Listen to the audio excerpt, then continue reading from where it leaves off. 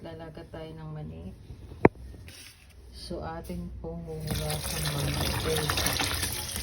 Kasi sobrang maputi.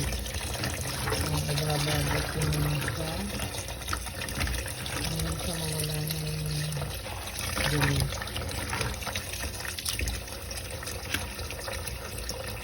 Ayan, nalinis ko na po yan. So, ready na natin siyang ilaga. Lalagyan po natin siya ng asin. Ayan.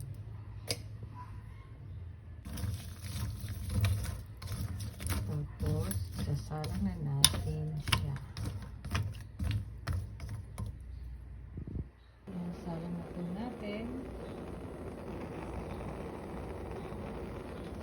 So, siguro mga 1 hour. Ito na po. Ayan. Silipin na lang natin dito. Ayan guys. Ito na ang ating mani. Homemade mani.